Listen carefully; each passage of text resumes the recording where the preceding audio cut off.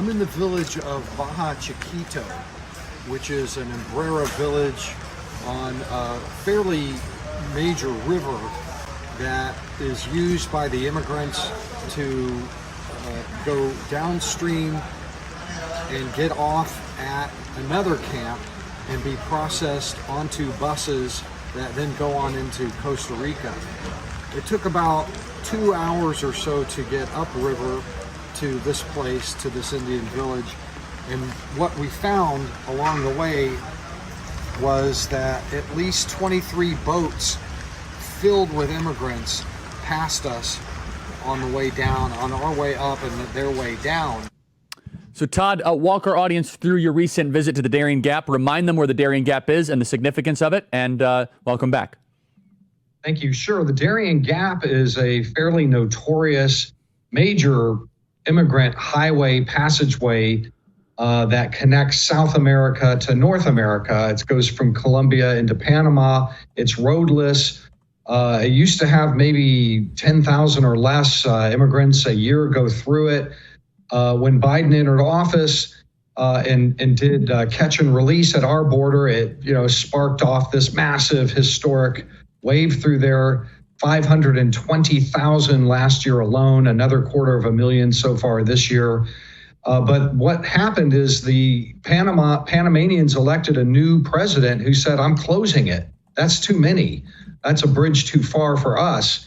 And the Panamanians asked for U.S. support. Well, the Biden administration's turned that thing into a major superhighway. They made it faster, easier, quicker better resource than ever before. So, a couple million people have passed through that. And the Panamanians now are saying, hey, we want to close it. We're going to close it and we want your help. So I went down there to see how things were going with that promised U.S. help and what was going on. And what I found was that while there was a pause in the traffic levels because people were like, well, are they really they were holding in place to see what the Panamanians would really do. But lo and behold, the American support was never forthcoming. They didn't really want to do it.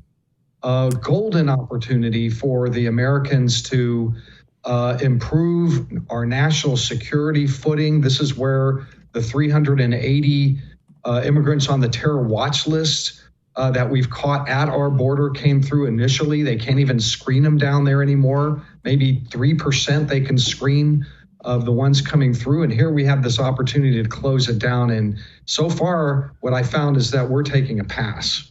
So I just have a technical question. Do people really walk all the way from southern Panama up to the U.S. border? Are they given rides? Are there trains? Or they walk 2,500 miles? No, that's a good question. That's not what happens. The Panamanians have, and the Costa Ricans have in place policy called controlled flow. So the Panamanians collect them off of the gap, send them down these rivers, process them in, and then organize bus caravans. Yeah, that's what I figured. Yeah, and then the bus caravan way to Nicaragua. I don't think you should be given citizenship or allowed in the country, but if you walk 2,500 miles, I have a little more respect for you. But I guess they get rides, they get trains. I'm sure some people walk, but I mean that is a journey. 2,500. That's across the contiguous United States.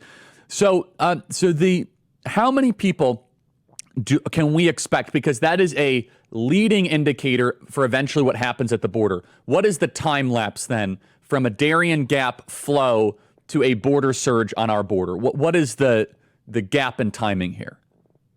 Right. It just depends. Right now, the Mexicans are in the midst of a major Biden-arranged crackdown to improve election optics at our border. You don't see much Fox News drone footage anymore of thousands of people crossing because they cut a deal with the Mexicans to hold them back in their southern provinces. So the people that are coming through Darién are going to have to get through that first.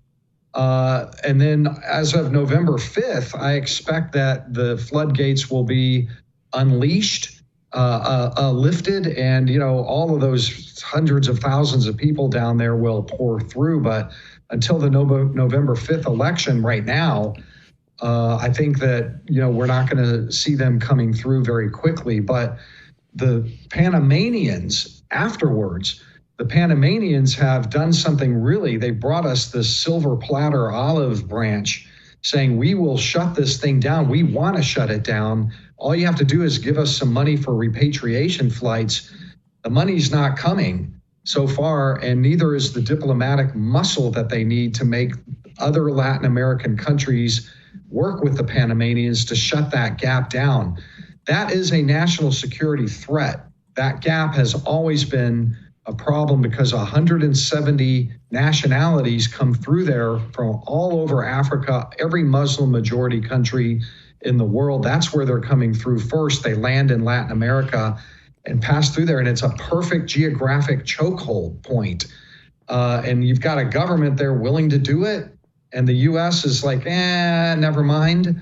I find that interesting and has to be reported. The American people need to know that. A Harris government, I believe, would demur and say, we really don't want to help you out.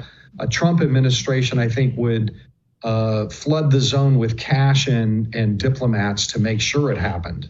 So let me ask you one more question, and then I want to get to the SAVE Act. Kamala Harris, a week from tonight, will be debating Donald Trump in Philadelphia, and she will assuredly say that border crossings are low. We took executive action. Is that correct, Todd, or are they coming in other ways via flights, the CBP-1 app? Yes, no, and yes. But for sure, the numbers are way down but not because of any executive order. That is simply not true. Nothing that they did executive order wise is behind that. It was their page that they tore from the Trump playbook. Yeah. Diplomatically arranging with Mexico to shut this down. They don't need legislation. They just needed this deal with Mexico. All along, they could have done this at any point. Trump had a similar thing in place that was working great. And the first thing the Biden administration did was relieve the Mexicans of that obligation. And of course, we saw what happened after that. But you mean they just gave the Mexicans cash, essentially, correct? I think it's a secret still as to what the Biden administration. This is unbelievable. Total secret. It's a big. I mean, why are House Republicans not subpoenaing and trying to get answers of, hey, are we forking over tens of billions of dollars of cash to the Mexican government? Like, I mean, that would be probably an important thing to find out. Totally need to do that. I know I have done it. I have searched all over public records looking for any hint of an extra payment of billions of dollars. Mexico's president asked on 60 Minutes and said, we want $20 billion or else guess what? The Mexican or, the screen that we've got going on down here will go down and the immigrants will go forward. We need 20 billion. I don't know if they paid the 20 billion. I don't really know what that is, but I think the American people deserve to know that, the answer to that. Yes. And so one other thing, Todd, just in the interest of time, before we hit the SAVE Act in the next segment, the CBP-1 app, are they coming in via other means? Are they getting depoted hundreds of miles away from the border and then getting flown into the interior of the United States? Yes, absolutely. That is the great unseen mass migration where it's continuing. They've brought in 1.2 million by direct flights from all over the world. And by bringing them on the CBP-1 app, the scheduling, phone app, over the land bridges from 100 different nationalities over the land, of 500, 600,000 they brought in, and you can't see it. You can't see it when they're flying, and you can't see it. And they call this a great success because they didn't cross illegally between ports of entry. But ask Chicago, New York, Denver, Boston, and all the rest of those big cities if they care how they came in or if anybody saw them. They're still showing up in huge numbers with their hands out in those cities, driving them. This is the scandal. And if President Trump can effectively in the debate tell this story saying the current Harris administration is flying people into the interior of the United States. That's a remarkable story to be told. People can't even grasp it. So they just bypass the border now and they get a 747 into Madison, Wisconsin, or a 747 into Duluth, right? Right. I mean, that's exactly, or they walk in over the bridges and we stamp them right in. And Yep. I would like to see the candidate, Trump, the nominee, talk about things like this other than just that, they're emptying their insane asylums. And because these are the things that people really care about. They're showing up in their cities, driving those cities to the brink of bankruptcy to this day by the tens of thousands a month still. All right, Todd, SAVE Act, what is the significance of it? What does it technically say? Speaker Johnson is teasing he might add it to an upcoming continuing resolution. What's going on, Todd Bensman? Right. Well, obviously, there's a concern across the country, especially in Republican circles, that illegal immigrants are going to vote widely enough in a close election that they could swing it. And what this would do is, right, currently, federal law prevents, states from requiring proof of citizenship. So this piece of legislation would then allow states to require that proof of citizenship before people could vote. Clearly this is a voter integrity measure. Why not, kind of a thing? If you can't show that you're a citizen or, then, what's the big deal? Why not require that? It's like the voter ID. But of course, the Democrats are opposed to it. I don't think I'm skeptical that it's going to really go anywhere. But it's a piece of legislation would also prevent, inevitable litigation to gum things up if people. Now, one thing you have to remember, though, is that this is a kind of an issue because in a lot of states, when you are an illegal immigrant and you get a driver's license, a lot of states allow illegally present immigrants to apply for driver's license. There's a box that you can check that you would simultaneously like to register to vote. And so the belief is that, tens of thousands, maybe even hundreds of thousands of illegal immigrants that have come in on this border crisis, check that box and that they're eligible to vote and there's nobody to stop it. That's what's at issue here. So the greater concern, just more globally, is how many foreigners are actually here on the interior of the United States.